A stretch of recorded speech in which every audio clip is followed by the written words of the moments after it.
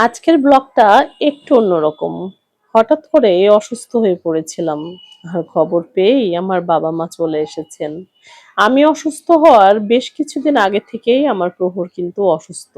সে অসুস্থতার মধ্যেই half yearly exam শেষ করেছে। হ্যালো সবাইকে, নিশ্চয়ই সবাই ভালো আছো। একটা বিষয় খুব ভালো করে বুঝেছি, যারা আমাকে ভালোবাসে সত্যিকার অর্থে তারা আমাকে প্রকৃতই ভালোবাসে। শুধুমাত্র কোনো কিছু পাওয়ার আশায় তারা আমাকে ভালোবাসে না। ঠিক যেন নিজের পরিবারের মতো হয়ে গেছে তারা। এদিকে প্রহরের বাবা অফিস থেকে ফিরে দেখেছে আমি খুব অসুস্থ। সে নিজ হাতে আমার জন্য বেশ কিছু ফল কেটে নিয়ে এসে বলল যে তাড়াতাড়ি করে ফলগুলো খেয়ে নাও।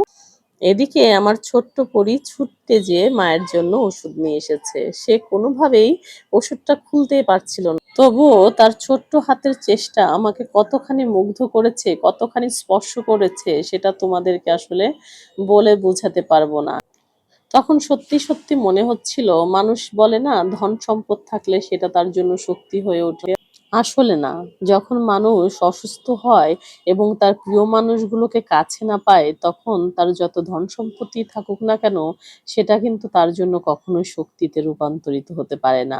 যেদিন আমার অসুস্থতা শুরু হবে, ঠিক তার আগের দিন রাত থেকে আমার বেশ খারাপ লাগছিল। ঘুম হতে চাচ্ছিল না। বারবার কেমন যেন শরীরের মধ্যে খারাপ লাগা কাজ করছিল। তারপরও সকাল, সকাল ঘুম থেকে উঠে প্রতিদিনের মতোই ভিডিও ক্যামেরা নিয়ে প্রহরের বাবার জন্য খাবার-দাবারের প্রস্তুতি নিচ্ছিলাম। প্রহরের বাবা যেহেতু বোয়াল মাছ খেতে পছন্দ করে আর সে নিজ হাতে কিনে এনেছে জন্য, তাই চেষ্টা করছিলাম যেন তাকে আমি খুব দ্রুততার সাথে রান্না করে অফিসে দিয়ে দিতে পারি।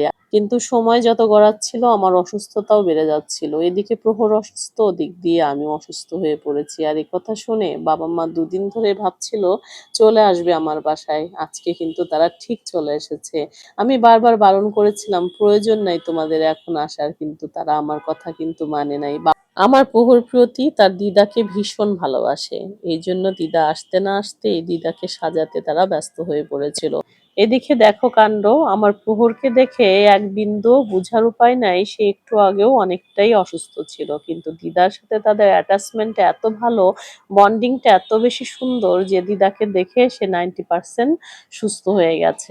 দিদার সাথে নাতি-নাতনিদের সম্পর্ক পৃথিবীর অন্যতম সুন্দরতম সম্পর্কের মধ্যে একটি। এই সম্পর্কের নাম আমি যদি দেই অমূল্য সম্পর্ক, তাহলে কি ভুল বললাম?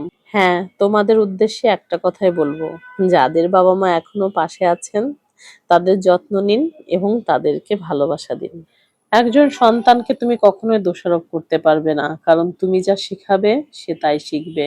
সন্তানের কাছ থেকে তখনই তুমি আশা করতে পারবে যখন তুমি তাকে সুন্দর একটা পরিবেশে বড় করতে পারবে। একজন বাচ্চা যখন দেখবে তার বাবা-মার সম্পর্কটা সুন্দর, তার পারিপার্শ্বিক সম্পর্কগুলো সুন্দর এবং সে সেই সম্পর্কগুলো থেকে সবসময় কিন্তু শিখার চেষ্টা করবে। আমরা ছোটবেলায় কিন্তু তাই শিখেছি এবং আমি সবসময় চেষ্টা করি আমার সন্তানরাও যেন সেভাবেই বেড়ে ওঠে।